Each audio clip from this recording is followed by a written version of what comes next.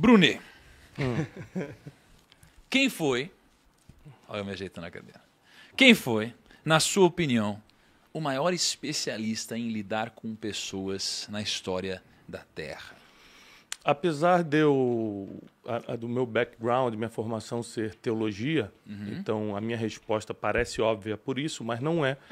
É óbvia porque eu gostaria de trazer alguns fatos que provam o que eu quero dizer, que o maior especialista que já passou nessa terra em pessoas foi Jesus. Não estou falando aqui do Jesus Deus para os cristãos, estou falando do Jesus homem que passou pela terra e quem não acredito que ele é Deus é porque eu sou ateu. Ótimo, mas não tem como lutar contra a história, que ele passou 33 anos na terra, passou.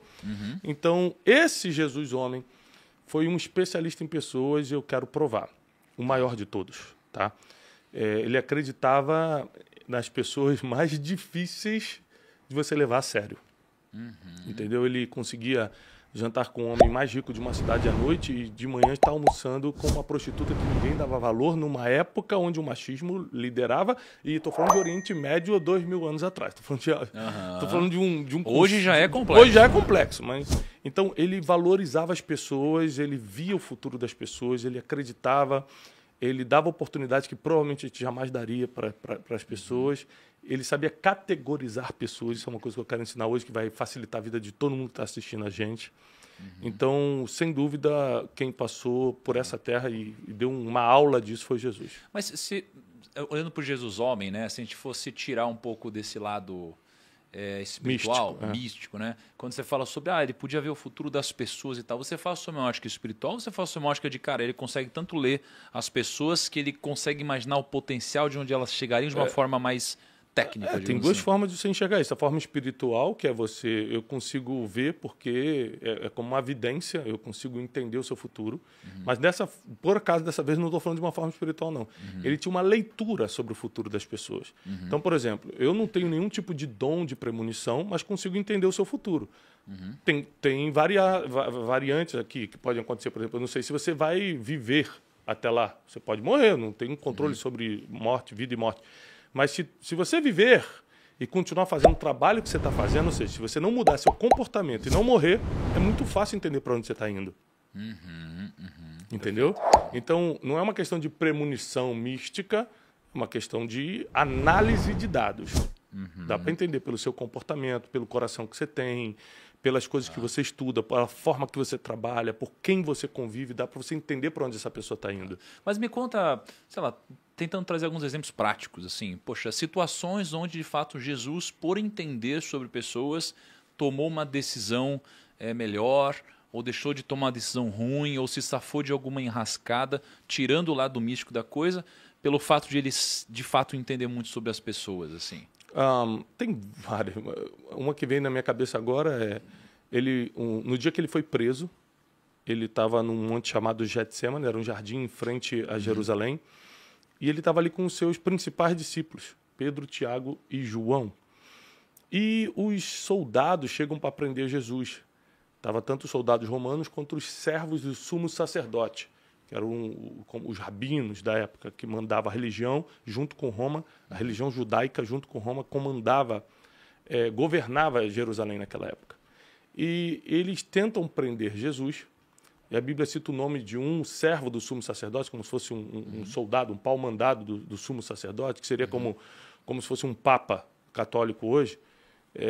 Esse servo tenta colocar a mão em Jesus, o apóstolo Pedro, que estava com ele, saca uma espada e corta a orelha do cara. Nossa, velho. Está na Bíblia. Então, peraí, vamos começar a trabalhar algumas questões aqui. Primeiro, o que um apóstolo estava fazendo armado no monte de oração? É a primeira pergunta que eu fico pensando. Cara, o cara levou uma arma para orar com Jesus. Mas por quê? Eles já estavam com medo, porque Jesus já vinha falando, eu vou ser preso, importa que o Filho do Homem seja entregue, mas ele vai ressuscitar no terceiro dia. Ninguém acreditava na parte do terceiro dia, eles estavam focados no vamos matar Jesus. Então ele pega e leva uma arma. Os discípulos, eles não tinham essa fé de que de fato ele... Cara, é muito difícil acreditar quando você nunca viu algo parecido, né? Como assim? Vai morrer, vai ressuscitar e vai reinar para sempre. Cara, nem os discípulos acreditavam nisso, né? Não é que eles não acreditavam, mas eu acho que as peças não se encaixavam. Não é por falta de fé, mas porque as peças não se encaixavam. Imagina você ter que acreditar numa coisa que você nunca viu na vida. É difícil você entender. Às vezes não é falta de fé, é falta de imaginação mesmo. Você não consegue entender como isso pode acontecer. E aí, o segundo fato que acontece aqui, o que a gente precisa pensar, é que ele arranca a orelha. Cara, o cara tem que ser um espadachim profissional para mirar na orelha. Tem que estar afiado. E cortar a orelha. Então, há de se convir que ele não mirou na orelha. Ele foi na cabeça, ele queria acertar a cabeça do cara. O cara deu uma O cara deve desviadinha. ter uma desviada e cortou a orelha. Né? Não está escrito assim na Bíblia, mas é uma interpretação lógica. Né? Quando ele corta a orelha desse servo, Malcolm, Jesus olha para Pedro sem levantar a voz, coisa que eu não faria. Eu sou um cara que, por exemplo, quando eu quero corrigir alguém, eu não vou gritar, mas eu vou levantar a voz. Levantar a voz não vou falar nesse tom de voz. Eu vou falar, ô negro, já vou dar Uma entonaçãozinha mais eu vou dar uma grave. entonação de tô te chamando a atenção. Jesus manteve o mesmo tom de voz. Abaixa, pega a orelha do cara. Ele abaixa e pega. Ele abaixa, pega a orelha do cara e olhando para Pedro, ele começa a reverter a situação da seguinte forma. Com uma mão, ele começa a recolocar a orelha do cara. Ele começa a fazer um milagre. E com a outra, ele aponta para Pedro e fala, Pedro, você não sabe... Ele era mestre em fazer perguntas, né? Por isso que quem quer ser especialista em pessoas tem que aprender a fazer perguntas. Porque é a forma mais prática da pessoa confrontar-se a si mesmo. Em vez de você confrontar com o dedo na cara, você faz uma pergunta que é muito mais eficaz do que uma acusação. Então Jesus olha para Pedro e fala, Pedro, você não sabe que quem vive pela espada vai morrer? Então ele faz uma pergunta que já é, olha o que você está fazendo, você está plantando e vai colher, hein? Viu como você não tomou a atitude certa? Ou seja, sem repreender, ele repreendeu com uma pergunta. Você não sabe que quem vive pela espada vai morrer? Então a Bíblia diz que Pedro larga a espada, reconhece o erro e Jesus vai lá e cola a orelha do cara. Ou seja, ele sendo preso num momento de tensão, porque o problema é quando a gente está no foco de tensão, cara. Não dá para você dizer que conhece uma pessoa enquanto você não entrar em focos de tensão com ela. Por exemplo, quando a gente vai negociar, a gente está num foco de tensão. Então, você conhece muito uma pessoa quando está negociando com ela. Quando tem dinheiro envolvido, o foco de tensão mental aumenta. Então, você rapidamente vai descobrir quem é essa pessoa de verdade.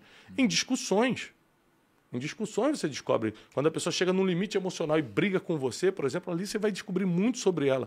Então é muito difícil você conhecer uma pessoa sem ter passado no foco de tensão com ela. Eu estou vivendo há 10 anos com o meu colega de trabalho, ele é maravilhoso. Mas vocês já tiveram uma crise, vocês já brigaram? Vocês já passaram por algum problema? Você já pegou dinheiro emprestado e não pagou? Alguma coisa que gere um foco de tensão entre vocês dois? Não, então não diz que conhece. Às vezes você está conhecendo só o lado bom da pessoa. E Jesus, ele mostrou todos os lados dele, tanto da parte boa, tanto quando a situação era boa, quanto quando a situação era ruim, e todos os lados deles